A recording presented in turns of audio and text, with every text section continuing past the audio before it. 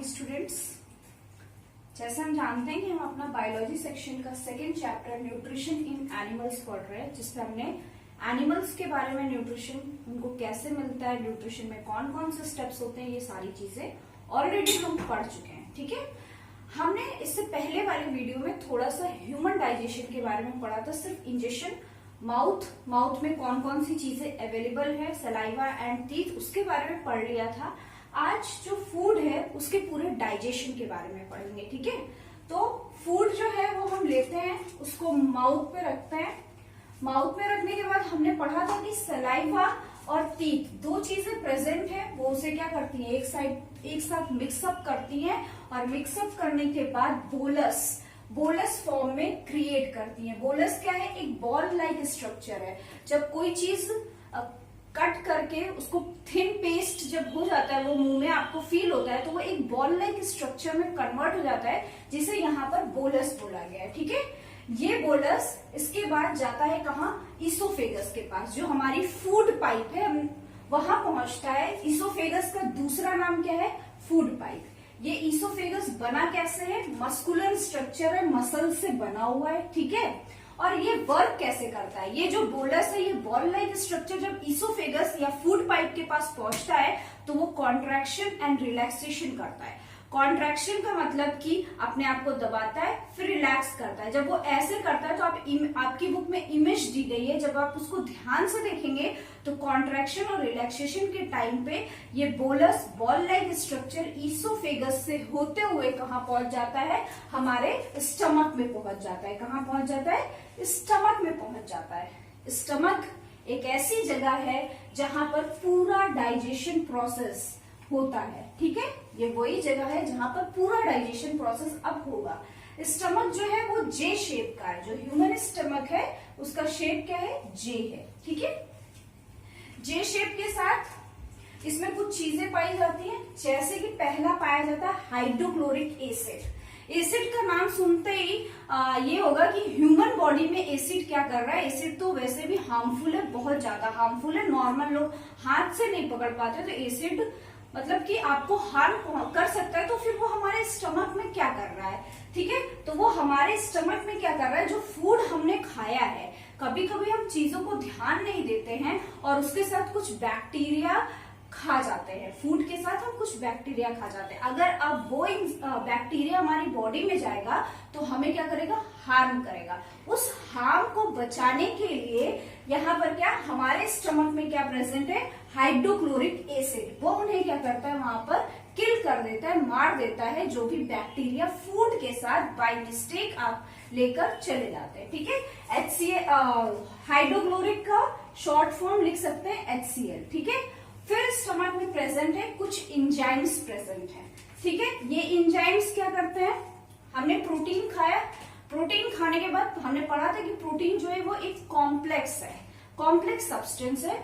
हमारी जो बॉडी है वो फूड को सिंपल सब्सटेंस में लेती है। ठीक है, तो ये इंजाइम्स उन प्रोटीन्स को क्या करेंगे, कन्वर्ट करेंगे अमीनो एसिड्स में। ठीक है,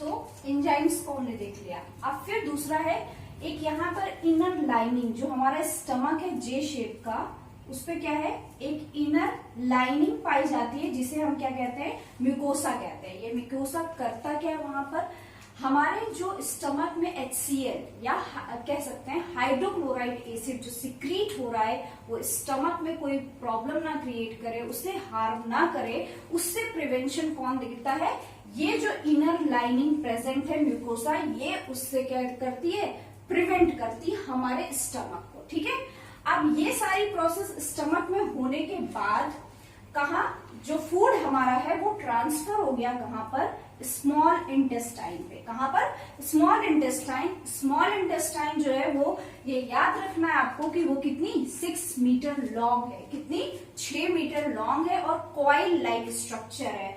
घरों में आपने मॉस्किटो कॉइल वगैरह देखा है, तो वो जो कॉइल है उसी टाइप की ये स्ट्रक्चर है जो हमारी बॉडी में पाई जाती है। ठीक है, यहाँ पर क्या होता है, यहाँ पर क्या होता है, जो यहाँ से फूड में हाइड्रोक्लोरिक एसिड इंजाइम्स मिले हैं, अब वो किस फॉर्म में कन्वर्ट हो गया, काइम फॉर्म में कन्वर्ट हो गया। अब उस फूड को यहाँ पर फूड ना कहकर काइम कहते हैं। क्या कहते हैं, काइम कहते हैं। अब इस काइम में क्या होगा, कुछ और चीजें मिक्स होंगी, जैसे कि पैंक्रियाटिक जूस जो सिक्रीट होता है, कहां से, पैंक्रियास से, वो आकर यहीं पर मिलता है। ठीक है, इसके बाद बाइल जूस जो सिक्रीट होता है लीवर से, वो आकर कहां पर, यही स्मॉल इंटेस्टाइन में इसी काइम के साथ मिक्सअप होगा। ठीक है, मिक्सअप होने के बाद, अच्छा, लीवर जो है वो हमारा बॉडी का लार्जेस्ट ग्लैंड है, ये आपको पता होना चाहिए। ठीक है, तो बाइल जूस और पैंक्रियाटिक जूस यहाँ पर आए और उस काइम के साथ मिक्स हो गए। ठीक है, इसके बाद क्या होगा, स्मॉल इंटेस्टाइन में जो स्मॉल इंटेस्टाइन में एक फिंगर लाइक प्रोजेक्शन, जैसे आपकी ये फिंगर है, ऐसे फिंगर लाइक प्रोजेक्शंस वहां पाए जाते हैं। इन फिंगर लाइक प्रोजेक्शंस को हम विलाई कहते हैं। क्या कहते हैं, विलाई कहते हैं। इनका काम क्या है वहां पर, ये क्या करते हैं, जो भी अब फूड है या कह सकते हैं जो भी काइम है, उससे वो क्या करेंगे, जितना भी न्यूट्रिशन है, फूड है, वो एब्जॉर्ब कर लेंगे अपने पास। ठीक है, तो ये क्या करेंगे, एब्जॉर्ब करने के लिए अपना जो सरफेस एरिया है उसको क्या कर देंगे, इंक्रीज कर देंगे। क्या करेंगे, इंक्रीज कर देंगे। इंक्रीज करने के बाद वहां से जो फूड है या जो न्यूट्रिशन है वो क्या हो जाएगा, एब्जॉर्ब हो जाएगा। और एब्जॉर्ब होने के बाद वो ब्लड के थ्रू, सर्कुलेटरी सिस्टम के थ्रू पूरी बॉडी में क्या कर दिया जाएगा, सर्कुलेट कर दिया जाएगा। With the help of blood ये जो न्यूट्रिशन है, ये फूड जो है, पूरी बॉडी में सर्कुलेट कर दिया जाएगा। इतना काम इंटेस्टाइन में होता है। उसके आगे हम अभी पढ़ेंगे। स्टेप है हमारा एसिमिलेशन। एसिमिलेशन में क्या होता है, जो फूड आपने खाया, बार बार स्टार्टिंग से ही हम पढ़ना है कि जो हमारी बॉडी है, आप कोई भी फूड खाइए, अगर वो कॉम्प्लेक्स फॉर्म में है तो वो उसे सिंपल फॉर्म में चेंज करेगी, तभी उसको अपने यूज में लाएगी। ठीक है, तो अब जब आपने फूड लिया था तो उस समय आपने क्या खाया होगा, स्टार्च खाया होगा। ठीक है, हमने क्लास 6th में कंपोनेंट्स ऑफ फूड में पढ़ा था कि फूड में डिफरेंट डिफरेंट कंपोनेंट्स होते हैं, protein, carbohydrate, fats, vitamin. Carbohydrate के वहां पे हमने पार्ट पढ़े थे, स्टार्च एंड शुगर। तो अगर आपने स्टार्च खाया है फूड में, तो वो किसमें यहाँ पर चेंज होगा, ग्लूकोज में चेंज होगा। किसमें चेंज होगा, ग्लूकोज में चेंज होगा। इसके बाद जो फैट्स हैं, अगर आपने कोई फैट लिया है तो वो किसमें चेंज हो जाएगा, फैटी एसिड में चेंज हो जाएगा। किसमें चेंज किया जाएगा, सिंपल फॉर्म में उसे फैटी एसिड में चेंज किया जाएगा।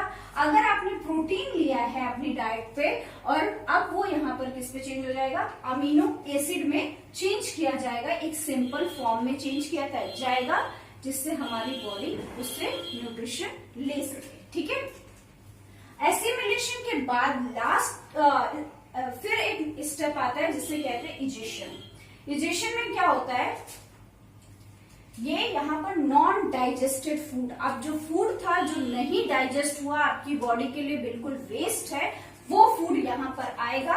और यहाँ पर एक चीज अवेलेबल है, क्या, लार्ज इंटेस्टाइन। क्या, लार्ज इंटेस्टाइन में आएगा। और लार्ज इंटेस्टाइन की बात करें तो ये 1.5 मीटर जो है वो लॉन्ग है। अब कहेंगे आप कि जो स्मॉल इंटेस्टाइन है वो 6 मीटर लॉन्ग है और जो लार्ज इंटेस्टाइन है 1.5 मीटर लॉन्ग है, ये कैसे? बेटा यहाँ पे इसकी लेंथ नहीं, इसकी वाइड, ये कितना चौड़ा है इस बात में, ये जो है ये,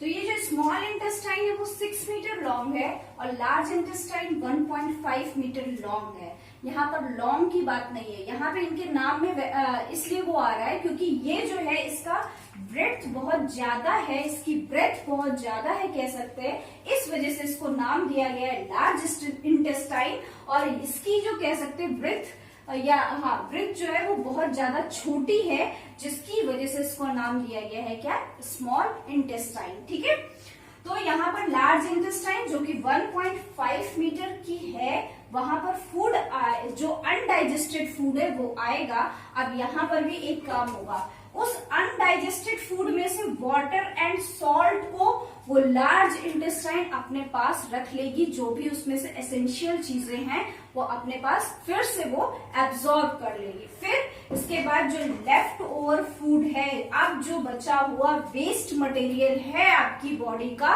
वो कहाँ चला जाएगा? रेक्टम पे चला जाएगा और रेक्टम पे जाकर स्टोर हो जाएगा। क्या हो जाएगा?